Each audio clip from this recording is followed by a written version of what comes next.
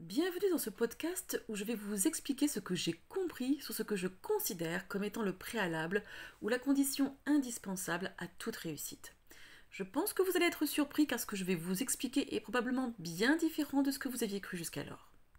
Mon neveu qui a 16 ans est depuis quelques mois à la recherche de son orientation professionnelle pour faire un choix d'études supérieures qui lui corresponde vraiment. Et ma sœur me disait l'autre jour, on essaie de faire les bons choix pour qu'il puisse réussir sa vie professionnelle. J'aimerais bien qu'il ne se plante pas comme toi tu l'as fait avec tes études de lettres. Et c'est vrai que j'ai passé 6 ans en fac de lettres pour au bout du compte abandonner complètement cette voie parce que je sentais bien que ce n'était pas ma vocation. Alors de l'extérieur, on pourrait dire que j'ai gâché quelques années de ma vie à faire des études qui ne me correspondent pas vraiment. Pourtant, voilà ce que j'ai répondu à ma sœur à ce moment-là. Je lui ai dit, bah tu sais quoi, en fait je suis contente de m'être trompée de voie et d'avoir fait des études de lettres. Parce que ces études, elles m'ont vraiment servi. Ces études-là, en fait, elles m'ont été vraiment précieuses parce qu'elles m'ont donné le goût de lire les grands penseurs, les grands auteurs, et ces grands penseurs ont énormément influencé la thérapeute que je suis. C'est vrai qu'à un moment donné, j'ai regretté de ne pas être allée directement en fac de psycho, ce qui aurait été sûrement plus pertinent par rapport à ma vocation d'aider les autres, mais avec le recul, je sais que l'enseignement très freudien des universités françaises ne m'aurait pas orientée vers la forme de thérapie qui me correspond vraiment et que j'aime tellement transmettre. Il me fallait être influencée par les grands penseurs, car leur sagesse devait me toucher et cela correspondait à la profondeur et à la puissance que je voulais donner à la thérapie que je propose. En fait, je suis contente d'avoir fait un mauvais choix d'orientation parce que ça m'a énormément servi. Donc au bout du compte, j'ai dit à ma sœur, moi je suis contente de m'être trompée. Et tu vois, c'est bien aussi de faire des erreurs. Il faut en faire. C'est bien de faire un choix qui lui corresponde. Bien sûr, mais c'est bien aussi s'il se plante parce que ça lui servira d'une manière ou d'une autre. Même si on essaye de tout faire pour ne pas échouer, même si on fait en sorte de se prémunir de tout échec professionnel ou amoureux, parce qu'on veut légitimement tout réussir, il est en fait sage de considérer que le chemin initiatique de la vie humaine passe par des chutes, des épreuves, des mauvais choix que l'on va associer à des échecs, mais qui pourtant nous sont indispensables dans notre processus de réussite. Je pourrais vous parler aussi de mon parcours amoureux. Je peux vous dire que j'ai vécu beaucoup de déceptions amoureuses, beaucoup d'échecs, et que j'ai mis beaucoup de temps avant de construire une vraie vie de couple et une vie de famille comme je l'espérais tant. Cet échec de ma vie amoureuse m'a du coup obligée en quelque sorte à me tourner vers moi-même. L'énergie que je ne mettais pas à m'occuper d'une vie amoureuse et familiale, je l'ai utilisée à l'étude et à l'introspection notamment. J'ai passé plusieurs années à lire 2 à 3 livres par semaine. J'ai réfléchi, j'ai médité, j'ai compris beaucoup de choses si chères à mon cœur et j'ai même fini par en écrire 2 livres.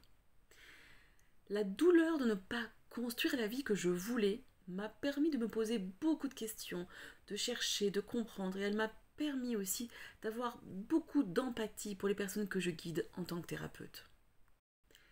Cet échec de ma vie amoureuse m'a permis d'éveiller ma conscience et de toucher à une connaissance et à une grâce que je n'aurais probablement jamais touchée si je ne m'étais pas plantée à ce point-là. Tout ça pour vous dire que je suis contente de m'être plantée dans mes études, d'avoir fait des mauvais choix, tout comme je suis dans la gratitude d'avoir mis beaucoup de temps à construire ma vie amoureuse et familiale. Il faut échouer, il faut se tromper, il faut se planter, il faut que nos rêves ne se réalisent pas toujours, facilement, parce que c'est là qu'on est obligé de se réveiller, de se révéler. Si on est vraiment lucide et honnête, on réalise tous que ceux qui n'échouent pas ne peuvent pas réussir. Voilà pourquoi je crois que la condition indispensable à toute réussite, c'est l'échec. C'est d'ailleurs pour ça que l'auteur Oscar Wilde disait « Quand les dieux veulent nous punir, ils exaucent nos prières ». Franchement, vous ne réussirez probablement pas tout dans votre vie. Il y aura des échecs, il y aura des frustrations et des prières que les dieux n'exauceront peut-être pas. Et vous savez quoi ? C'est une excellente nouvelle. Franchement, la pire chose qui puisse vous arriver, soit que votre vie soit exactement conforme à tous vos désirs. Ce serait une catastrophe que votre vie soit conforme à toutes vos attentes. Ce serait la pire chose qui puisse vous arriver. Pourquoi ? Pour mille et une raisons. parce que vous n'auriez plus de désir, parce que vous vous endormiriez dans un confort ennuyeux, parce que n'ayant aucune limite, vous finiriez paradoxalement par ne rien faire, parce que vous ne feriez aucun chemin de conscience, parce que vous ne pourriez pas évoluer, parce qu'au bout du compte, vous ne pourriez pas réussir. La condition indispensable à toute réussite, c'est l'échec, et je vous souhaite d'échouer pour toute la réussite qui vous attend ensuite, car sans chute, on ne peut pas s'élever. Car si on ne se perd pas, on ne peut pas se trouver. Comprenez-vous cela? C'est grâce à vos échecs que vous allez chercher, comprendre. C'est grâce à vos échecs que vous allez révéler des forces que vous ne soupçonniez même pas posséder. C'est grâce à vos échecs que vous allez trouver des idées de création et que vous pourrez peut-être même révéler votre génie. C'est grâce à vos échecs que vous allez pouvoir devenir pleinement vous et vous dépasser. C'est grâce à vos échecs que vous cheminerez vers vos plus belles réussites. Et je vous invite à réfléchir à votre vie, à poser ce nouveau regard sur toutes vos expériences, sur tous vos échecs. Regardez à quel point tout est en train de vous mener vers votre véritable réussite.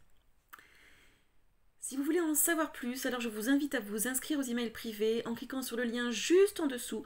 Vous recevrez des conseils précieux, des astuces pour apprendre à vivre mieux et des réductions pour les thérapies en ligne que je propose.